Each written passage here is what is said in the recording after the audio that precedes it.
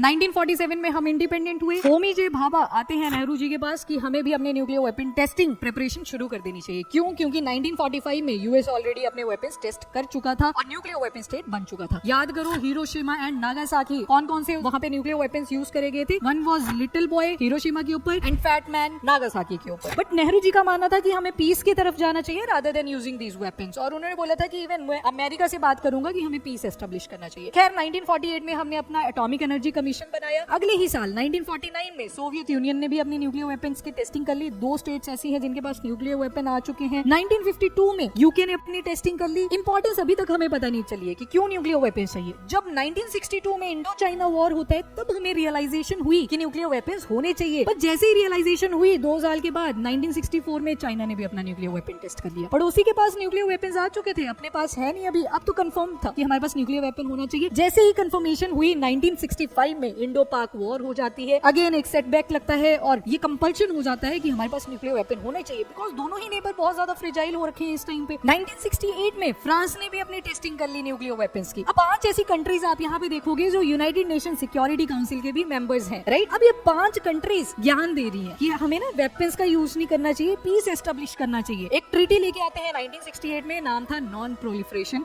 Treaty. Implementation इसकी ये 1970 में करेंगे, पर इंडिया ने मना कर दिया, हम नहीं जा रहे इस ट्रीटी का पार्ट बनने। क्यों? बिकॉज हमारे पास तो न्यूक्लियर वेपन है नहीं, आपके पास है, तो ये क्या बात बनी, राइट। उसके बाद 1974 में इंदिरा गांधी की सरकार है, स्माइलिंग बुद्धा नाम या फिर पोखरण 1 से भी जिसको आप जानते हो, हमने भी अपना न्यूक्लियर वेपन टेस्ट किया। 1996 में एक और ट्रीटी ले आते हैं कि टेस्टिंग भी नहीं करनी न्यूक्लियर वेपन्स की, कॉम्प्रिहेंसिव टेस्ट बैन ट्रीटी। ना जाने कैसे रशिया इसका मेंबर था। 2023 में विथड्रॉ कर लिया फ्रॉम दिस ट्रीटी। 1998 में ऑपरेशन शक्ति हम कंडक्ट करते हैं। Now we are the nuclear weapon state. APJ Abdul Kalam ji की प्रेजेंस में ये पूरी गाइडलाइन में ऑपरेशन कंडक्ट किया था। अब जस्ट बिकॉज हम भी न्यूक्लियर वेपन स्टेट बन चुके हैं तो 2003 में हमने भी कुछ न्यूक्लियर डॉक्ट्रिन्स दी, 5 थी टोटल, जिसका फर्स्ट स्टेटमेंट कहता है कि हम कभी भी पहले न्यूक्लियर वेपन्स को यूज नहीं करेंगे। दूसरा स्टेटमेंट कहता है पर अगर कोई सामने से यूज कर रहा है तो फिर हम रिटालिएशन करेंगे। तीसरा स्टेटमेंट कहता है कि अगर कोई स्टेट नॉन न्यूक्लियर स्टेट है तो उनके अगेंस्ट कभी भी हम न्यूक्लियर वेपन्स को यूज नहीं करेंगे। चौथा स्टेटमेंट कहता है स्मॉल डिटरेंस। स्मॉल डिटरेंस का मतलब है कि हम कम न्यूक्लियर वेपन रखेंगे, छोटे न्यूक्लियर वेपन रखेंगे, बट दे आर कैपेबल। और फिफ्थ कहता है अबाउट अथॉरिटी। अथॉरिटी जो है न्यूक्लियर वेपन्स की वो दे दी गई प्राइम मिनिस्टर के पास, जबकि कमांडर कौन होता है मिलिट्री का? प्रेसिडेंट होते हैं। तो यहाँ पे थोड़ा सा ध्यान रखोगे आप कि प्राइम मिनिस्टर के पास अथॉरिटी है कि आर्मी यूज करेगी न्यूक्लियर वेपन्स को या नहीं करेगी।